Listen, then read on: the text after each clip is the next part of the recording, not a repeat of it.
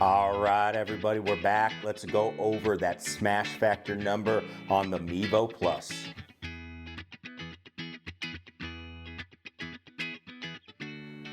All right, everybody, so let's start going through smash factor here today. It's an interesting number, one that you can actually do a lot with if you know what you're going through. Before we get there, again, if you're not a subscriber, thank you everybody so much for being a subscriber. If you're not one, click that subscribe button down below. You don't want to miss out. We got more drills coming on course, hopefully prepping to get back out on the golf course in some capacity here soon as the weather starts getting nicer around the country. And I want to give you some drills for strategy, how to manage the golf course, and get out there and shoot lower scores. So don't miss out on those. And also, make sure you click down below our partner, Rain or Shine Golf. Anything you see here in the video, if you're looking for it, they have it there. So check them out, Rain or Shine Golf. They've got you covered. All right, so let's get into smash factor, a really cool number that we can get into. So let's break it down first of what it is. It is a number that measures the ball speed to club speed. So it's just a ratio.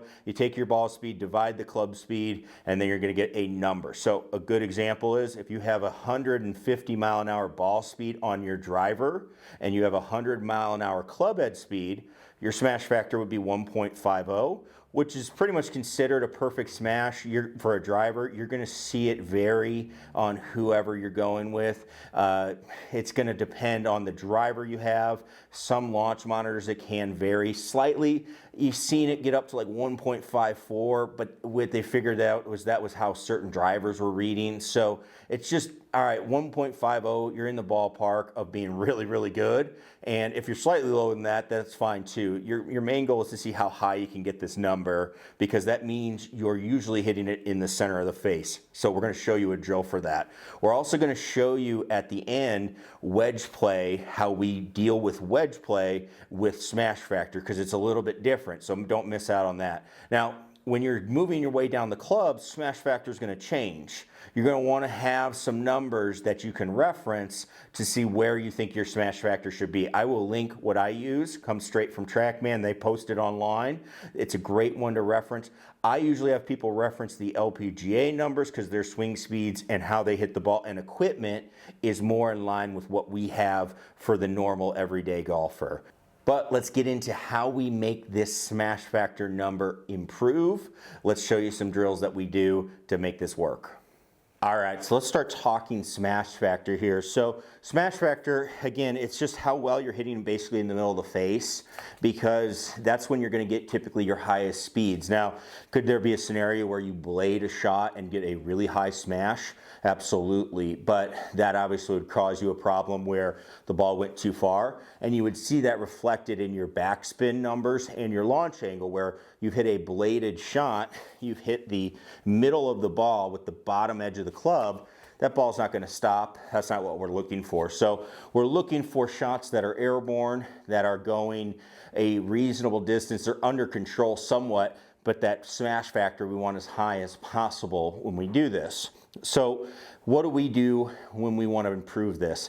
Well, very simple. There's one drill. We call it the 4T drill. If you come to me, you're pretty much going to do this drill to start off with. This is a staple of what we do because it teaches you so much about your swing performing this drill. When you have to get the center of the club to the ball and not hit the tees that are required in this drill, you're going to see that, hey, I kind of work on early extension. I work on how do I rotate. You're going to work on your arms. You're going to work on a ton of stuff that all plays into hitting this ball right in the middle of the club face as we go. So the 4T drill, you take your golf ball and you're going to need 4 tees. Now outside, we would actually stick these in the ground, but on a mat like this, it works okay to just have them laying next to it. What I'm going to do is I'm basically going to make like a box shape around the golf ball. So if I'm hitting straight at the camera, imagine I'm hitting right at you. We're going to take a club head and we're going to put 2 tees on the outside, a little bigger than the club head, okay? So that's going to help us with our horizontal impact.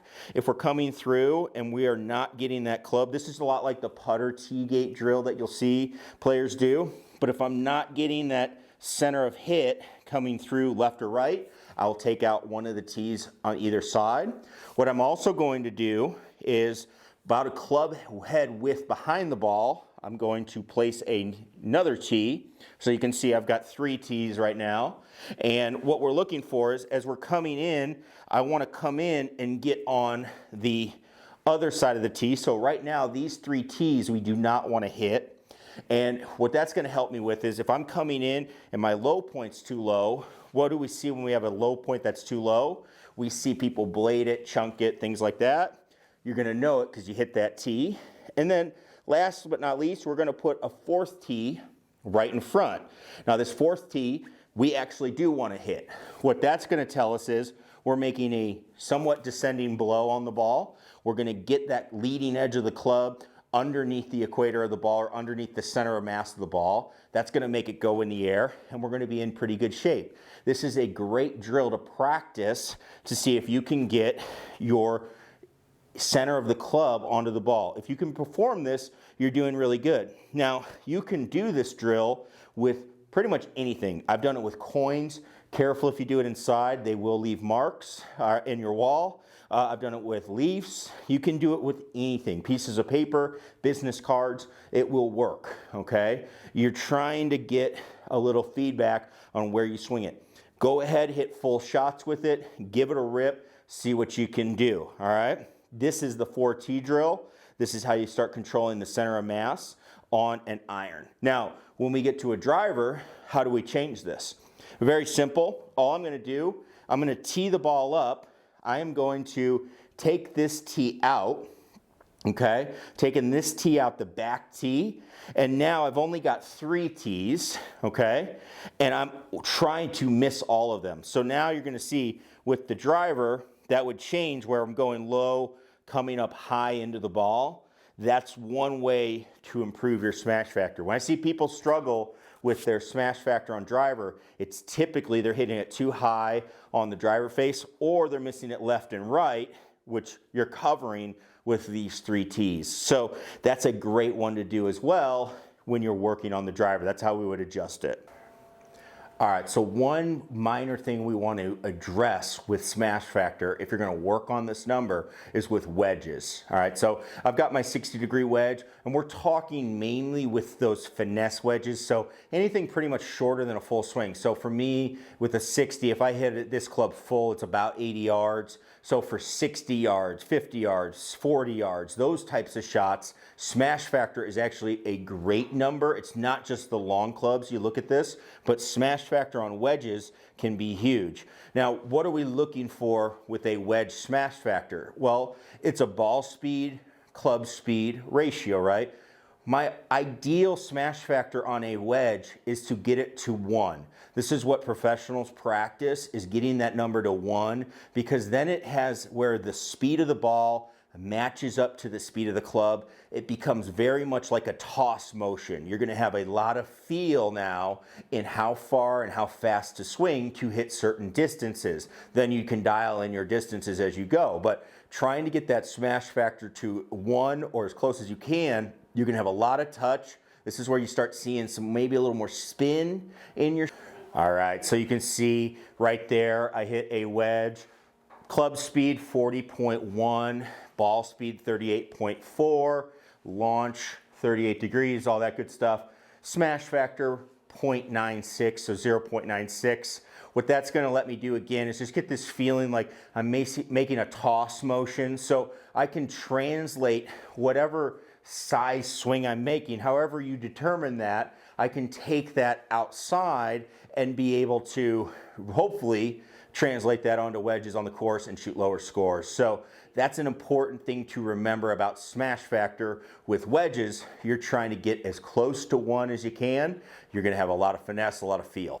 All right, so that is a look at smash factor. So not only is it a centeredness of hit, but when you go to wedge play, it's not necessarily looking at the centeredness of hit that you use the number. You're looking at how well you can control how fast the ball comes off the club face. That's good on all your finesse shots as well. So it's not just a long range number, how do you hit the ball farther, which I think a lot of people look at it as, but it's also a great one in the short game wedge play department as well.